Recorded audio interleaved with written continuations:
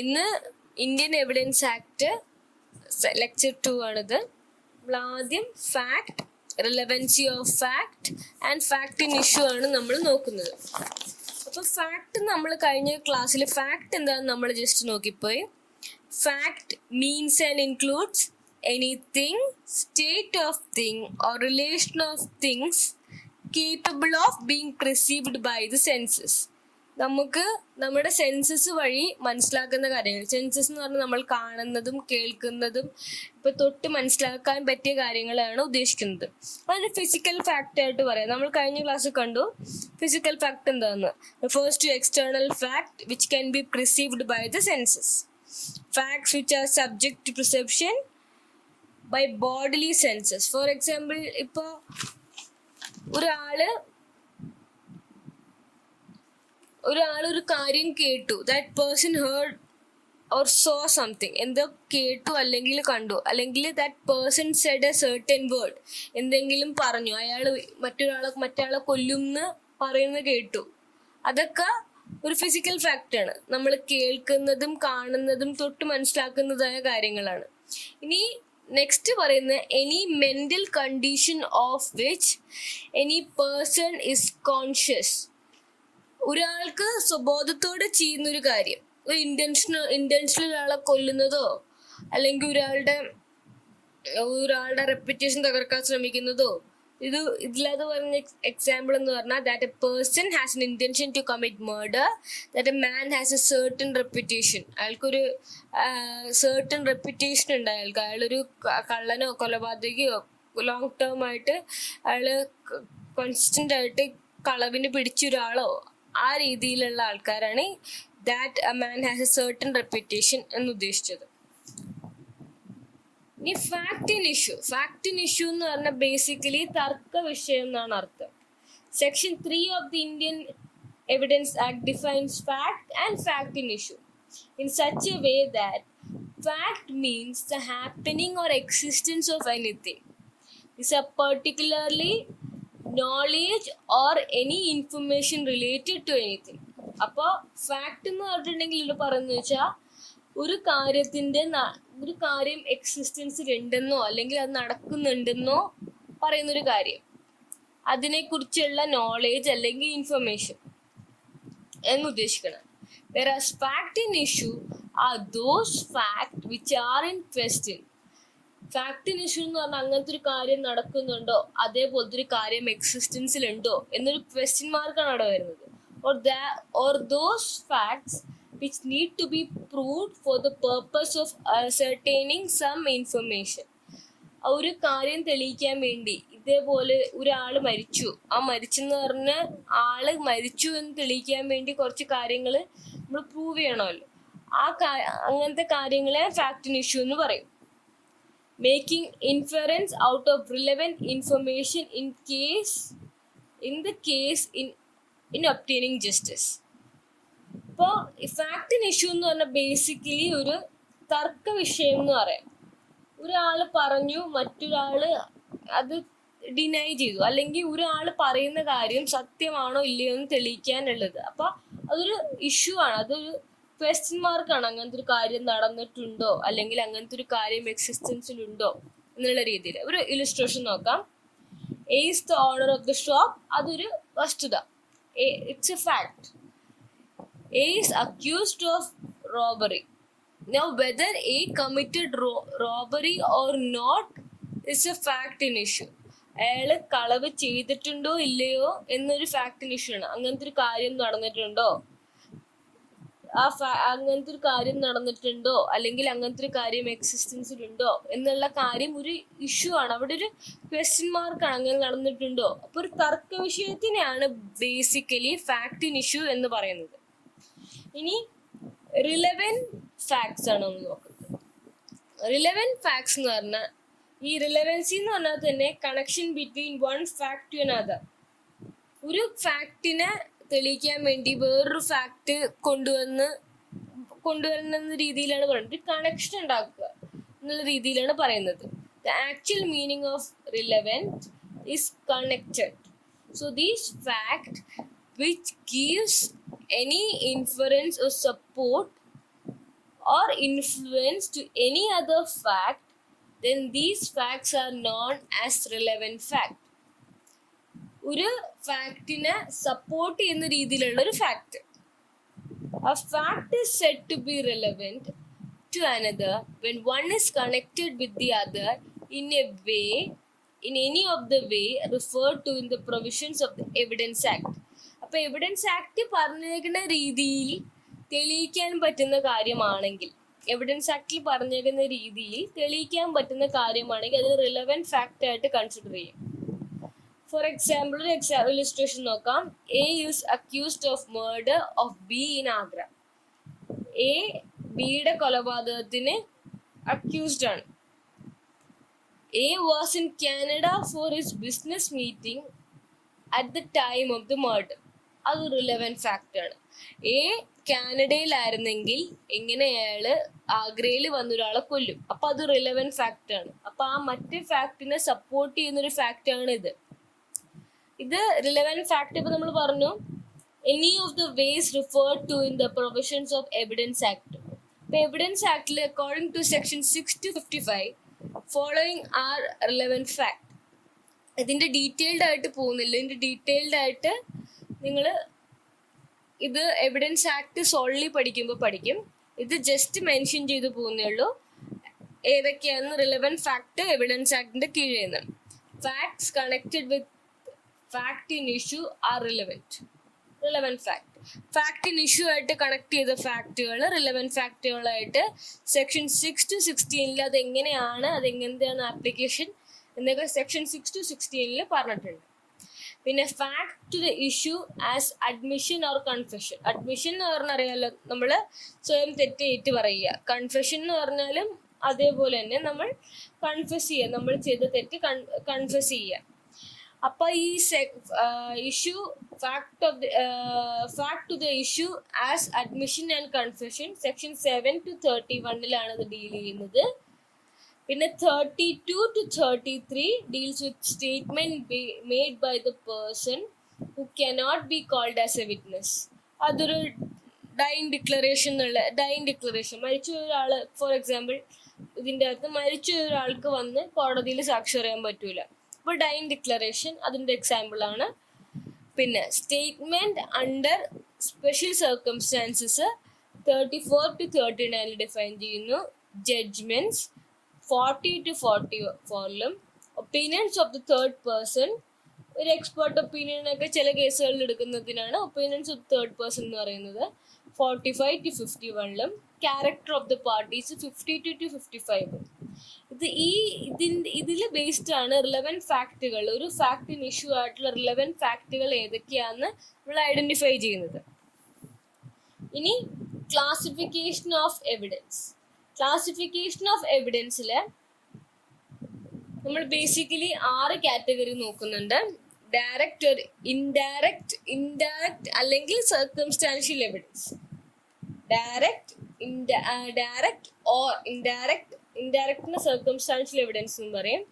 Real and personal evidence, original and hearsay evidence, primary and secondary evidence, oral and documentary evidence, judicial and non judicial evidence. അതിൻ്റെ അകത്ത് ആദ്യത്തത് direct and indirect അല്ലെങ്കിൽ circumstantial evidence ആണ് നമ്മൾ നോക്കുന്നത്. എന്താണ് direct evidence? Direct എവിഡൻസിന് ഒരു positive evidence ആയിട്ടും പറയും. അതെന്ന് വെച്ചൊരു precise to the point in issue ആണ്. Direct evidence is those evidence who are evidence of precise point in issue. Testimony of a witness to the existence and non-existence of a fact in issue or any matter of fact the witness have perceived themselves. Witness direct ആയിട്ട് കണ്ടൊരു കാര്യം അല്ലെങ്കിൽ സ്വയമേ മനസ്സിലാക്കിയ ഒരു കാര്യം വേറൊരാൾ വഴി കേട്ടതോ അറിഞ്ഞതോ അല്ലെങ്കിൽ വേറെ രീതികളിൽ അറിഞ്ഞതോ ഒന്നുമല്ല, സ്വയം മനസ്സിലാക്കിയ കാര്യം. ഫോർ എക്സാമ്പിൾ പറയുന്നുണ്ട്, so B setting fire to the house killing C is a direct evidence. നേരിട്ട് കണ്ടതാണ് അവിടെ ഒരു എ നേരിട്ട് കണ്ടതാണ് ബി സി വീട്ടിലിരിക്കുന്ന സമയത്ത് ആ വീട്ടിന് തീ വെച്ച് ഓടുന്നത് എ കണ്ടതാണ്. അത് ഡയറക്റ്റ് എവിഡൻസ് ആണ്. എ ഡയറക്റ്റ്ലി കണ്ടതാണ്. എ വേറൊരാളുടെ ത്രൂ ആണ് കേൾക്കണമെങ്കിൽ അത് ഹിയർസേ ആവും. അപ്പൊ ഡയറക്റ്റ് എവിഡൻസ് എന്ന് പറഞ്ഞിട്ടുണ്ടെങ്കിൽ as a testimony of a witness to the existence of a non-existence of a fact in issue or any matter of fact that witness has perceived themselves. സ്വയം കണ്ടത്, സ്വയം മനസ്സിലാക്കിയ കാര്യങ്ങൾ കോടതിയിൽ പറയുമ്പോൾ അത് ഡയറക്റ്റ് എവിഡൻസ് ആവും. ഇനി ഇൻഡയറക്റ്റ് അല്ലെങ്കിൽ സർക്കംസ്റ്റാൻഷ്യൽ എവിഡൻസ്, സാഹചര്യ തെളിവുകൾ. സാഹചര്യ തെളിവുകൾ നിങ്ങൾ കേട്ട് കാണും. when the fact in issue is proved by providing other fact, that is indirect facts, and then proving the relevancy is known as indirect evidence. ഇപ്പൊ ഇൻഡയറക്റ്റ് എവിഡൻസ് എന്ന് പറയുമ്പോൾ അത് ഡയറക്റ്റ് ആയിട്ടുള്ളതല്ല. ഇങ്ങനെ ഞാൻ മഴയത്തു കൂടെ നടന്നു എന്ന് തെളിയിക്കാൻ വേണ്ടി ഞാൻ പറഞ്ഞു വെള്ളം എൻ്റെ കുടയിൽ വീണു. അങ്ങനെ കുറെ വെള്ളം എൻ്റെ കുടയിൽ വീണു. അപ്പൊ കുട നനഞ്ഞു, എൻ്റെ കാലിലെ ഷൂസ് നനഞ്ഞു. മഴ ഭയങ്കരമായിട്ട് പെയ്യുന്നുണ്ടായിരുന്നു, കാരണം എൻ്റെ മേത്ത് ചെളിയും തെറിച്ചു എന്നുള്ള രീതിയിൽ നമ്മൾ ഓരോ കാര്യങ്ങൾ, ഇപ്പോൾ ഒരു മഴ പെയ്യുന്നു എന്ന് നമ്മൾ തെളിയിക്കാൻ വേണ്ടി കുറച്ച് കാര്യങ്ങൾ സപ്പോർട്ട് ചെയ്ത് പറഞ്ഞു. നനഞ്ഞ കുട, നനഞ്ഞ ഷൂസ് ഒക്കെ മഴ പെയ്തു എന്ന് വേറൊരാൾ നമ്മളെന്ന് പറയുമ്പോൾ തെളിയിക്കാൻ ഒരു തെളിവാന്നുള്ള രീതിയിൽ എന്നുവെച്ചാൽ ആ ഒരു ഫാക്ടിനെ സപ്പോർട്ട് ചെയ്യുന്നതായിട്ടുള്ള കാര്യങ്ങൾ. അല്ലെങ്കിൽ ഒരു കൊലപാതകം നടന്നപ്പോൾ എന്തായിരുന്നു, അവിടുന്ന് ആ കൊലപാതകി മീൻസ് ഒരു കള്ളനാണ് ഒരാളെ കൊന്നത്. അപ്പൊ കള്ളനാണ് കൊന്നതെന്ന് തെളിയിക്കാൻ ആ കള്ളന്റെ ഫിംഗർ പ്രിന്റ്സ് ഉണ്ടായിരുന്നു അവിടെ. കള്ളൻ ആ സമയത്ത് മതിൽ ചാടി കയറുന്നത് വേറൊരാള് കണ്ടു. കൊലപാതകം കണ്ടില്ല, പക്ഷെ മതിൽ ചാടി കയറുന്നത് വേറൊരാള് കണ്ടു. ആ സമയത്തായിരുന്നു കൊലപാതകം നടന്നത്. കള്ളൻ അവിടെ നിന്ന് കുറെ അധികം രൂപ ആ മുതലാളി അല്ലെങ്കിൽ ആ വ്യക്തിയുടെ ലോക്കറിൽ നിന്ന് മോഷ്ടിച്ചിട്ടുണ്ടായിരുന്നു. അപ്പൊ ഇതൊക്കെ കൂടെ കൂട്ടി വായിക്കുമ്പോൾ കള്ളനായിരിക്കാം കൊലപാതകി എന്ന് പറയില്ലേ, അതാണ് ഈ സർക്കംസ്റ്റാൻഷ്യൽ അല്ലെങ്കിൽ indirect evidence. Circumstantial or indirect evidence refers to evidence which proves the fact in issue by providing other fact, that is indirect fact, and then proving their relevancy. A satisfactory conclusion can be drawn from such evidence by relating a series of other facts to the fact in issue. Such indirect facts must have been associated with facts in issue and have a cause and effect relationship. അത് ആ കാര്യം just remotely നടന്നതായിരിക്കരുത്. ആ കാര്യം ആ directly ആ ഇതിന്റെ ചെയിനിൽ നടന്ന രീതിയിൽ വേണം, ആ സിറ്റുവേഷനിൽ ചെയിനിൽ നടന്ന രീതിയിൽ വേണം അത് പ്രൂവ് ചെയ്യാൻ. ഇനി next real and personal evidence. Real and personal evidence എന്ന് പറയുമ്പോൾ real also known as physical or material evidence when the evidence is brought to the knowledge of the court by the inspection of a physical or material object and is not derived from witness or document, then it's called a real evidence. Direct കോടതിയുടെ മുമ്പിൽ ഹാജരാക്കുന്ന ഒരു കാര്യം, for example murder weapon, blood samples, finger prints, അങ്ങനത്തെ കാര്യങ്ങളൊക്കെ direct കോടതിയുടെ മുന്നിൽ ഹാജരാക്കി കോടതി നേരിട്ട് കണ്ട് മനസ്സിലാക്കുന്ന കാര്യം. മർഡർ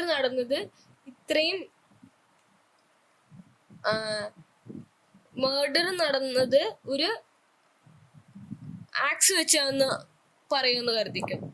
അപ്പോൾ ആ മർഡർ നടന്ന വെപ്പൺ കോടതിയുടെ ഫ്രണ്ടിൽ കൊണ്ടുവരുമ്പോൾ ഈ ആക്സ് വെച്ച് ഇന്ന രീതിയിൽ ഇങ്ങനെ കൊല്ലപ്പെട്ടതാണെന്ന് തെളിയിക്കാൻ വേണ്ടി ആ മർഡർ വെപ്പൺ കൊണ്ടുവരും. ആ മർഡർ വെപ്പണിൽ ചിലപ്പോൾ ചോര കാണാം, അല്ലെങ്കിൽ എന്തെങ്കിലും പാടോ, അല്ലെങ്കിൽ ഇത് വെച്ചിട്ട് അപ്പൊ കോടതി കാണുന്ന കാര്യമാണത്. കോടതി when the evidence is brought to the knowledge of the court by inspection of physical or material object it's not derived from the witness or document. അതൊരു വിറ്റ്നസ് പറഞ്ഞ് കേട്ട കാര്യമല്ല. കോടതി നേരിട്ട് മർഡർ വെപ്പൺ അല്ലെങ്കിൽ ഒരാളുടെ ഫിംഗർ പ്രിന്റ് അവിടെ തെളിഞ്ഞിട്ടുണ്ടായിരുന്നൊക്കെ കാണുകയാണ്. കോടതി നേരിട്ട് റിസീവ് ചെയ്യുന്ന കാര്യങ്ങളാണ് ഈ റിയൽ എവിഡൻസ് എന്ന് പറയുന്നത്.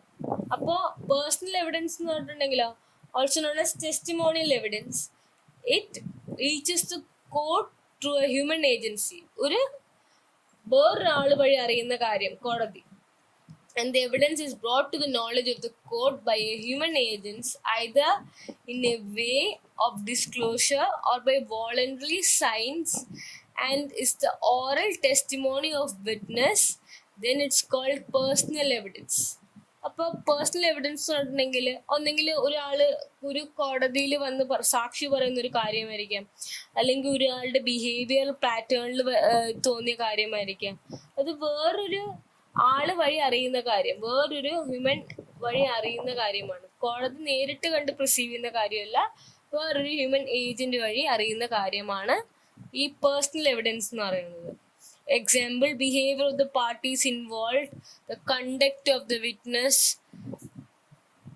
Through local inspection of court, local inspection by the court etcetera. അപ്പോൾ ഇങ്ങനത്തെ കാര്യങ്ങളൊക്കെയാണ് പേഴ്സണൽ എവിഡൻസ് എന്ന് പറയുന്നത്. ഇനി ഒറിജിനൽ അല്ലെങ്കിൽ ഹിയർസേ എവിഡൻസ്. ഒറിജിനൽ അല്ലെങ്കിൽ ഹിയർസേ എവിഡൻസ്. ഒറിജിനൽ എന്ന് പറയുമ്പോൾ means production of thing it's in its original form. Original evidence is that which the witness report himself or have seen or heard through the medium of his own sense. For example, A says that he saw B murder C with a sword. Lengi X bases his claim on a promissory note. ഇപ്പോൾ ഇതിൽ പറയുന്നത് എന്താന്ന് വെച്ചിട്ടുണ്ടെങ്കിൽ, ഒരാള് അയാളുടെ claim, അയാള് വെക്കുന്ന claim തെളിയിക്കാൻ വേണ്ടിയുള്ള കാര്യങ്ങൾ അയാളുടെ അടുത്ത് ഉണ്ട്. ലൈക്ക് ഞാൻ ഒരാൾ എനിക്ക് ഇത്രയും രൂപ കടം തരാനുണ്ടെന്ന് പറഞ്ഞ് കോടതിയിൽ പോയി. അപ്പോൾ ആ കോടതിയിൽ പോയിട്ട് ഞാൻ ഒരു പ്രോമിസറി നോട്ട് കാണിച്ചു, മറ്റേ ആൾ എനിക്ക് എൻ്റെ ഫേവറിൽ എക്സിക്യൂട്ട് ചെയ്ത പ്രോമിസറി നോട്ട് കാണിച്ചിട്ടുണ്ടെങ്കിൽ അതൊരു ഒറിജിനൽ എവിഡൻസ് ആണ്. ഒറിജിനൽ എവിഡൻസ് ആ witness reports himself to have been seen and heard through the medium of his own senses. അപ്പോൾ original evidence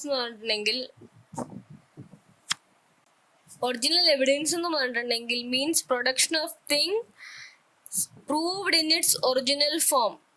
When a witness report he himself has seen or heard something, രീതിയിൽ അതൊരു original ഫോമിൽ അത് prove ചെയ്യുന്നൊരു കാര്യത്തിനെയാണ് ഈ original evidence എന്ന് പറയുന്നത്. അപ്പോൾ അയാൾ സ്വന്തം കണ്ട് കേട്ടറിഞ്ഞ കാര്യങ്ങൾ, അല്ലെങ്കിൽ അയാളുടെ ക്ലെയിം ഒരു പ്രോമിസറി നോട്ടിൽ ബേസ് ചെയ്യുന്ന അങ്ങനത്തെ കാര്യങ്ങൾ. Means when a witness reports he himself has seen or heard something, സ്വയം കണ്ട് കേട്ടറിയുന്ന കാര്യങ്ങൾ അത് ഡയറക്റ്റ് വന്ന് റിപ്പോർട്ട് ചെയ്യുമ്പോൾ അതിനെ ഒറിജിനൽ എവിഡൻസ് ആയിട്ട് കൺസിഡർ ചെയ്യും. അത് ഡയറക്റ്റ് വന്ന് റിപ്പോർട്ട് ചെയ്യുന്ന കാര്യം, സ്വന്തമായിട്ട് കേട്ട് കണ്ടറിഞ്ഞ കാര്യങ്ങൾ ഡയറക്റ്റ് വന്ന് റിപ്പോർട്ട് ചെയ്യുമ്പോൾ അത് ഒറിജിനൽ എവിഡൻസ് ആയിട്ട് ഇത് ചെയ്യും.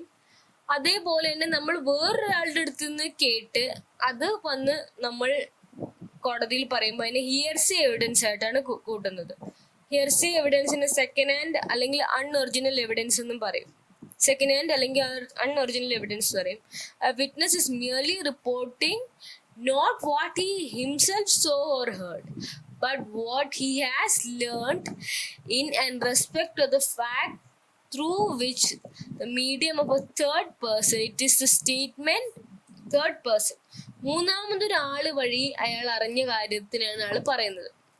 It is a statement made by a witness of what he has been said and declared out of the court by a person and not before the court. Hearsay evidence is no evidence and not admissible. Hearsay evidence എന്ന് പറഞ്ഞാൽ കണ്ട് കേട്ടറിഞ്ഞ കാര്യങ്ങളൊന്നും കോടതി സാധാരണ entertain ചെയ്യാറില്ല. എന്ന് വെച്ചാൽ സ്വന്തം പ്രിസീവ് ചെയ്യുന്ന കാര്യങ്ങളാണ് കോടതിയിൽ കൂടുതൽ എന്റർടൈൻ ചെയ്യുന്നത്. അപ്പൊ ഹിയർസേ എവിഡൻസ് ഒരു നല്ല എവിഡൻസ് അല്ല എന്നാണ് പറയുന്നത് it is not admissible. Hearsay evidence admissible ആകുന്ന കേസ് ഉണ്ട്, പക്ഷെ ഇത് ജനറലി ഹിയർസേ എവിഡൻസ് അഡ്മിസിബിൾ അല്ല. ഇനി primary and secondary evidence. Primary and secondary evidence ഒരു ഇമ്പോർട്ടൻറ്റ് കാറ്റഗറി ഓഫ് എവിഡൻസ് ആണ്. പ്രൈമറി എവിഡൻസ് എന്ന് പറഞ്ഞാൽ section 62 of the Indian Evidence Act deals with primary evidence. Primary evidence is the main source of evidence. It is an original document that is presented before the court of law for inspection. Primary evidence is considered as the best evidence since it provides proofs with certainty. അത് original document കോടതിയുടെ ഫ്രണ്ടിൽ എത്തിക്കുന്നതാണ് primary evidence എന്ന് പറയുന്നത്. അത് കോടതിയുടെ മുമ്പിൽ തെളിവായിട്ട് വെക്കുന്നതാണ് primary evidence എന്ന് പറയുന്നത്. For example, original sale deed ഉണ്ടെങ്കിൽ ഒറിജിനൽ സെയിൽ ഡീഡ് വെക്കുന്നത്, അല്ലെങ്കിൽ ഒരു CCTV ഫുട്ടേജ് ആണെങ്കിൽ അതിന്റെ ഒറിജിനൽ കോപ്പി വെക്കുന്നത്, അല്ലെങ്കിൽ അതിന്റെ മെയിൻ കോപ്പി വെക്കുന്നത്, അല്ലെങ്കിൽ ഒരു ഫോട്ടോഗ്രാഫ് ആണെങ്കിൽ ആ ഫോട്ടോഗ്രാഫിന്റെ മെയിൻ കോപ്പി വെക്കുന്നത്. അപ്പൊ അതിനെയൊക്കെ original evidence means original documents submit ചെയ്യുമ്പോൾ അതിനെ പ്രൈമറി എവിഡൻസ് ആയിട്ടാണ് കൺസിഡർ ചെയ്യുന്നത്. അത് ബെസ്റ്റ് സോഴ്സ് ഓഫ് എവിഡൻസ് ആയിട്ടാണ് കോടതി കൺസിഡർ ചെയ്യുന്നത്. അതിന് for example, A sold his house to B for 50,000 and executes registered sale deed in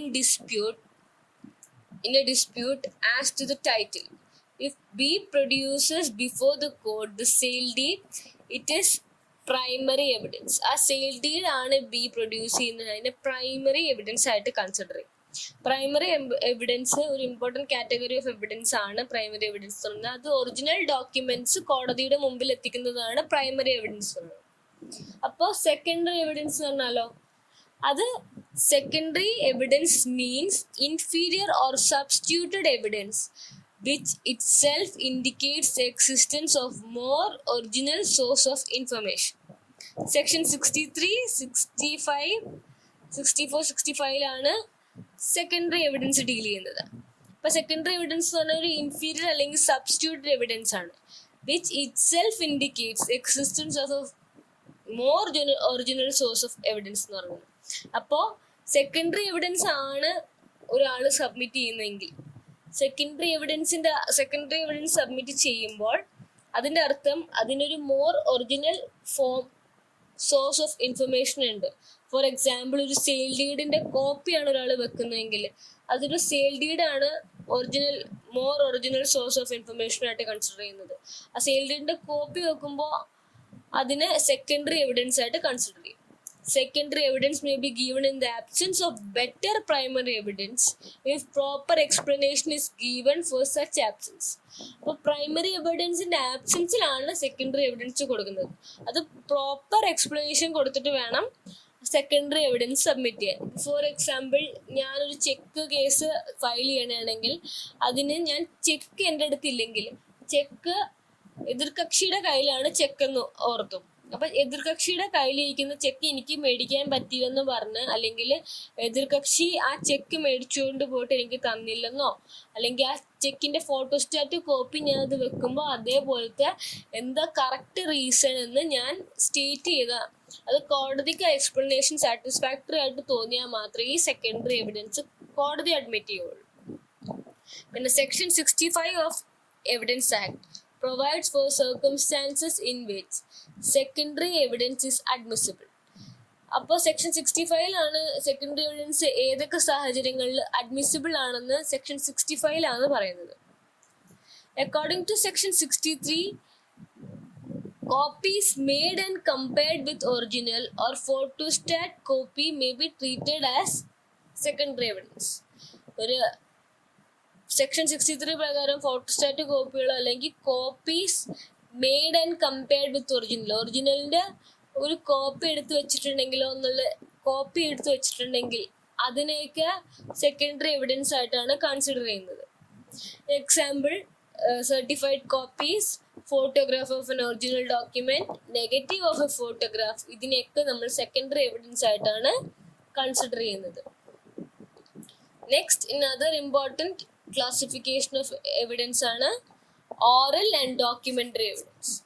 oral and documentary evidence എന്ന് പറയുമ്പോൾ തന്നെ നമുക്ക് മനസ്സിലാവും. ഓറൽ എന്ന് പറയുമ്പോൾ ഓറൽ നമ്മൾ പറയുന്നൊരു കാര്യം, വാഗൊണ്ട് പറയുന്നൊരു കാര്യമാണ് ഓറൽ എന്ന് ഉദ്ദേശിക്കുന്നത്. വാഗൊണ്ട് ഓറൽ പറയുന്നൊരു കാര്യം. ഡോക്യുമെന്ററി എന്ന് പറഞ്ഞാൽ ഡോക്യുമെന്റ് ഫോമിൽ. അപ്പൊ ഈ ഓറൽ എവിഡൻസ് എന്താണെന്ന് ആദ്യം നോക്കാം.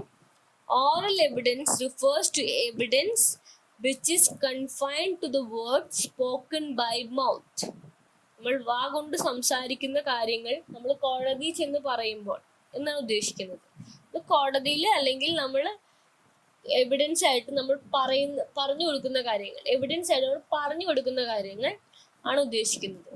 ഇത് section 59 and 60 of the Indian Evidence Act ലാണ് ഇത് ഡീൽ ചെയ്യുന്നത്. As per section 59 and 60 of Indian Evidence Act 1872, all those statements which the court permits or expects the witness to make in his presence regarding the truth of the fact are called oral evidence. Oral evidence എന്ന് പറഞ്ഞിട്ടുണ്ടെങ്കിൽ കോടതിക്ക് കാര്യം ആ fact എന്താണ് സത്യാവസ്ഥ എന്നറിയാൻ വേണ്ടി കോടതി വിറ്റ്നസിനെ ചോദിക്കുമ്പോൾ അത് പെർമിറ്റ് ചെയ്യുന്ന കാര്യങ്ങളും, അല്ലെങ്കിൽ കോടതി എന്താണ് വിറ്റ്നസിന്റെ അടുത്ത് നിന്ന് കിട്ടാൻ താല്പര്യം, എന്താണ് സത്യാവസ്ഥ അറിയാൻ വേണ്ടി വിറ്റ്നസ് അത് ഒരു കൊലപാതകം കണ്ട ആളാണെങ്കിൽ അയാൾ എന്തൊക്കെ കണ്ടു, അയാൾ കത്തിയെടുത്ത് കുത്തുന്ന കണ്ടോ, ഒരു കൊലപാതകമാണ്, അത് കത്തി വെച്ച് കുത്തിയാണ് ആളെ കൊന്നെങ്കിൽ ആ കത്തി എടുത്ത് കുത്തുന്ന കണ്ടോ, അങ്ങനെ ഓരോ കാര്യങ്ങളും അയാൾ പറയുന്ന കാര്യങ്ങളാണ് ഈ ഓറൽ എവിഡൻസ്. ഒരു വിറ്റ്നസ് വന്ന് പറയുന്ന കാര്യങ്ങളാണ് അതിന് ഓറൽ എവിഡൻസ് ആയിട്ട് കൺസിഡർ ചെയ്യുന്നത്. Section 59 says all facts except the content of documents or electronic records may be proved by oral evidence. എന്ന് വെച്ചാൽ അത് ഉദ്ദേശിച്ചതെന്ന് വെച്ചിട്ടുണ്ടെങ്കിൽ content of documents electronic records എന്ന് പറഞ്ഞിട്ടുണ്ടെങ്കിൽ അത് ബേസിക്കലി അതിന് ഡോക്യുമെന്റ് അല്ലെങ്കിൽ ഇലക്ട്രോണിക് റെക്കോർഡ് പ്രൊഡ്യൂസ് ചെയ്യുന്നതാണ് കോടതി കൂടുതൽ പ്രിഫർ ചെയ്യുന്നത്. മീൻസ് ഒരാൾ ആ സെയിൽ ഡീഡിൽ ഇങ്ങനെ എഴുതിയിട്ടുണ്ടായിരുന്നു, അല്ലെങ്കിൽ സെയിൽ ഡീഡ് ഞാനും ഇയാളും കൂടെ എക്സിക്യൂട്ട് ചെയ്ത സെയിൽ ഡീഡിൽ ഈ പേജ് നമ്പറിൽ ഇതേ ഇങ്ങനെ എഴുതിയിട്ടുണ്ടായിരുന്നു എന്ന് ഒരാൾ പറയുന്നേക്കാട്ടും കോടതിയിൽ ആക്സെപ്റ്റബിൾ അല്ലെങ്കിൽ അതിനെക്കാട്ടും ഏറെ വാല്യൂ കൂടിയത് ആ ഡോക്യുമെന്റ് പ്രൊഡ്യൂസ് ചെയ്യണതാണ്. അത് നെക്സ്റ്റ് നമ്മൾ നോക്കാൻ പോകുന്നത് ഡോക്യുമെന്ററി എവിഡൻസ്. ഡോക്യുമെന്ററി എവിഡൻസ് എന്ന് പറഞ്ഞാൽ document is defined in section 3 of the Indian evidence act. Documentary evidence refers to any matter described or expressed upon any substance by means of letters, figures or marks, or by more than one means which can be used for recording the matter. ഇതിൻ്റെ അകത്ത് letters, figures or marks എന്ന് ഉദ്ദേശിക്കുന്നത് ഈ accounts ഒക്കെ documents ആയിട്ട് consider ചെയ്യും. അതേപോലെ ഓരോ പല രീതിയിലുള്ള ഡോക്യുമെന്റ്സ് ഉണ്ടാവും. അപ്പൊ ഈ അക്കൗണ്ട്സ് ആകാം, അല്ലെങ്കിൽ ഒരു സെയിൽ ഡീഡ് ആകാം. അപ്പൊ അതിനൊക്കെ ഡോക്യുമെന്റ്സ് എന്ന് പറയും. Documentary evidence refers to any matter described or expressed upon any substance by means of letters, figures or marks, or by more than one means which can be used for recording the matter. എന്ന് വെച്ചാൽ അത് more than one means for use for recording the matter എന്ന് പറഞ്ഞിട്ടുണ്ടെങ്കിൽ ഇപ്പൊ documented, ഇപ്പൊ നമ്മള് photography ഒരു document ആണ്, അല്ലെങ്കിൽ വീഡിയോ ഒരു ഡോക്യുമെന്റ് ആണ്. അതൊക്കെ ഡോക്യുമെന്റഡ് തെളിവുകളാണ് ഈ വീഡിയോ, ഫോട്ടോഗ്രാഫിയൊക്കെ. പിന്നെ such evidence is produced in the form of document in order to prove a disputed fact. Essential or subject matter of documentary evidence are as follows. Essential: how the content of the document are to be proved, how the document is to be proved to be genuine, how far in the cases oral evidence is excluded by documentary evidence. പിന്നെ കാര്യങ്ങളാണ് documentary evidence consider ചെയ്യുമ്പോൾ essential ആയിട്ട് നോക്കുന്നത്. അത് genuine ആണോ, അത് ഈ ഡോക്യുമെന്റിന്റെ content എങ്ങനെ പ്രൂവ് ചെയ്യാൻ പറ്റും. ഇത് ഓറൽ എവിഡൻസ് എക്സ്ക്ലൂഡ് ചെയ്ത് ഡോക്യുമെന്ററി എവിഡൻസ് ഏതൊക്കെ സാഹചര്യങ്ങളിൽ എടുക്കാം. അങ്ങനത്തെ കാര്യങ്ങളാണ് essentials or subject matter of documentary evidence എന്ന് പറയുന്നത്. ഇനി judicial and non judicial evidence. Next, judicial and non judicial evidence ആണ് നമ്മുടെ ലാസ്റ്റ് കാറ്റഗറി. ജുഡീഷ്യൽ എവിഡൻസ് എന്ന് പറഞ്ഞിട്ടുണ്ടെങ്കിൽ when the evidence is received by the court of justice in proof or disproof of fact before them, it is called judicial evidence. അത് കോടതിയിൽ കേട്ട് കണ്ടറിഞ്ഞ കാര്യങ്ങളാണ് judicial evidence എന്ന് പറയുന്നത്. Like confession of an accused in the court of law, statement of a witness, document witness in the court of law, documentary evidence and facts presented for examination by the court എന്നുള്ള രീതിയിൽ. അപ്പം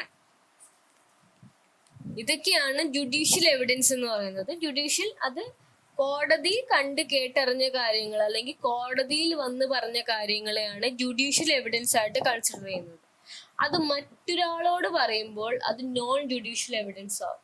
Non-judicial evidence primarily refers to the confession made by the accused outside the court of law and in the presence of any person. മറ്റൊരാളുടെ ഫ്രണ്ടിൽ അയാൾ തുറന്നു പറയുമ്പോൾ, അയാൾ ചെയ്ത കുറ്റം തുറന്നു പറയുമ്പോൾ, അതൊക്കെ നോൺ ജുഡീഷ്യൽ കൺഫെഷനിൽ കീഴാണ് വരുന്നത്. If such evidence is proved in the court of law, then it takes the form of judicial evidence. ഇത് കോടതിയിൽ ഈ നോൺ ജുഡീഷ്യൽ എവിഡൻസ് കോടതിയിൽ പ്രൂവ് ചെയ്യുമ്പോൾ അത് ജുഡീഷ്യൽ എവിഡൻസ് ആണ്. പിന്നെ ഒരു എക്സാമ്പിൾ ഉണ്ട്, evidence given in the proceedings before the magistrate or officer not in judicial capacity but in administrative one is also a non judicial evidence. ഒരു മജിസ്ട്രേറ്റിനോ അല്ലെങ്കിൽ ഒരു ഓഫീസറിനോ ജുഡീഷ്യൽ കപ്പാസിറ്റി അല്ലാതെ കൊടുക്കുന്ന ഒരു എവിഡൻസ് അതിനെ നോൺ ജുഡീഷ്യൽ എവിഡൻസ് ആയിട്ടാണ് കൺസിഡർ ചെയ്യുന്നത്. Last category of evidence. Thank you.